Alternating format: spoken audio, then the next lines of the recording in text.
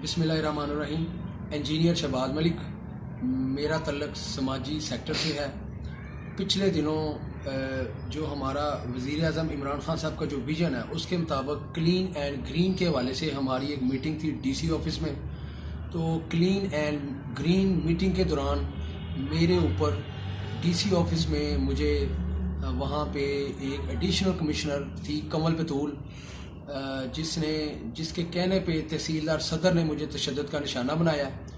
और मैंने फिर इस मामले पे मुख्तलिफ फोरम्स पे जो है ना वो मैंने अपनी एप्लीकेशंस को मूव किया। इन लास्ट ये हुआ कि गुजरांवाला में एक मेरे मामले पे एक JIT बनी। JIT जो है वो 2 DSPs पर मुश्तमिल थी, जिसमें DSP सेटलर टाउन और DSP ख्याली थे।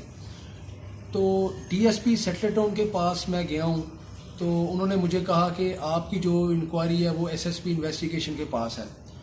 चूँकि इसी दौरान मुझे ये महसूस हुआ कि चूँकि शायद मुझे यहाँ से रिलीफ ना मिले, तो मैंने साथ जो है ना वो कोर्ट रिट जो है ना वो मैंने कर दी। कोर्ट रिट भी मेरी चल रही है और दूसरी तरफ जो है मैंने जो JIT बनी थी, तो उसी दौरान जो JIT का जो एक दूसरे अरकान थे जिसमें DSP ख्याली नवाज सियाल साहब थे। नवाज सियाल साहब के पास जब मैं गया हूँ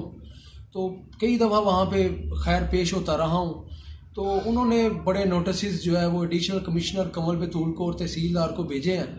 मगर जो है वो एडिशनल कमिश्नर तो आज तक उस इंक्वायरी में कभी बिल मुशाफा हमारी ना ही उन्होंने मुलाकात करवाई है और ना ही आमने सामने जो है ना वो बैठ के कोई गुफ्तगू करवाई है। हालांकि DSP जो है वो सिटी जो अपना SP सिटी अब्दुल कयूम गोंदल से जो है वो ये कमाते कि इनको बिल मुशाफा मिलाएं ताकि जो है ना वो जजमेंट और ऑब्जर्वेशन जो है ना वो हम कर सकें।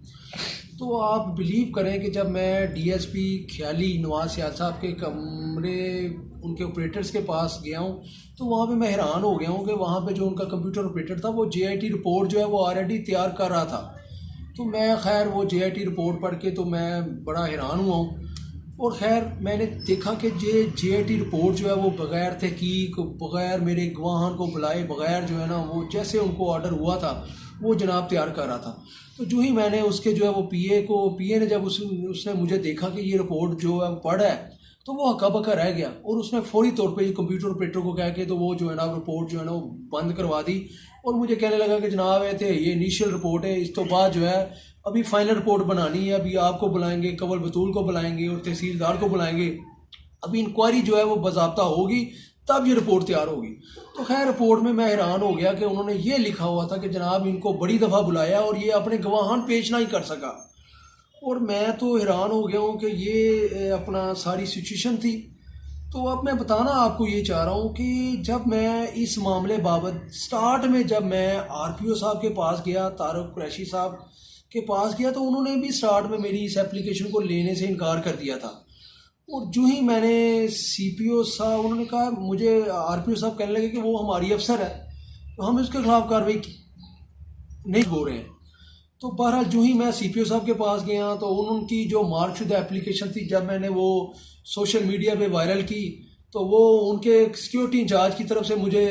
उन्होंने कहा जी आपके ऊपर तो हम साइबर क्राइम का पर्चा दर्ज करवाएंगे।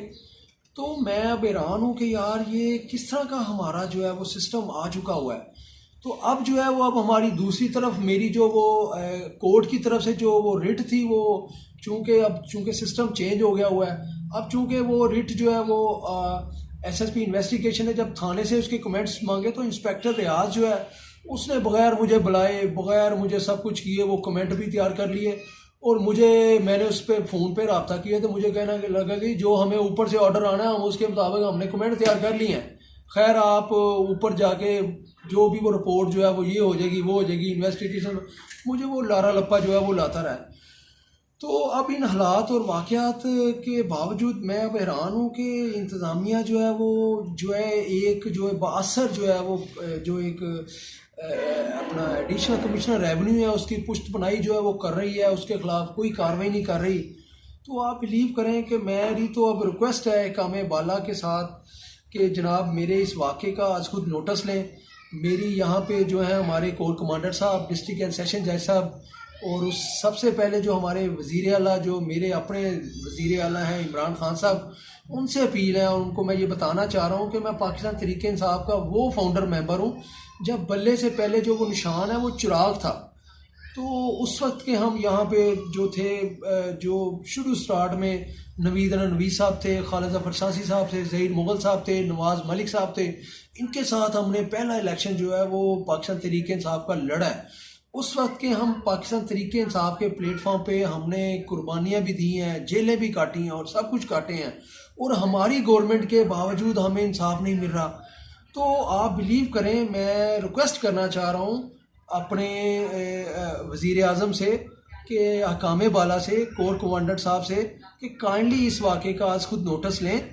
और काइंडली ये देखें मेरे साथ क्या हो रहा है, मेरे साथ जो जुल्म और ज़्यादती हो रही है, और काइंडली इसका सो मोटो एक्शन लें। और मैं सिर्फ एक बात आखिर में करना चाहूँगा कि अगर मैं इस मामले में झूठा साबित हुआ तो मुझे खुदारा मुझे फांसी पे लटका दें, ताकि आइंदा के लिए कोई ऐसा बंदा जो है वो कम अज़ कम कोई झूठी एप्लीकेशन देने की जुर्रत ना करे। तो खुदारा मेरा जो मामला है उसको उसको उसको देखा जाए, उनको हकायक पर मबनी जो है इस मामले पे मेरी FIR दर्ज की जाए और उसकी जो है वो गैर जानबदाना तहकीकात की जाए, ताकि जो है ना मुआशरे में जो है वो मुझ जैसा शहरी अगर उसको इंसाफ नहीं मिल रहा तो दूसरे शहरियों का क्या हाल होगा। तो मेरी रिक्वेस्ट है कि मेरे मामले को देखा जाए और मेरे साथ जो जुल्म और ज़्यादती हो रही है मेरा जो है वो ज़ाला किया जाए। बहुत शुक्रिया जी, आपकी बहुत मेहरबानी, शुक्रिया।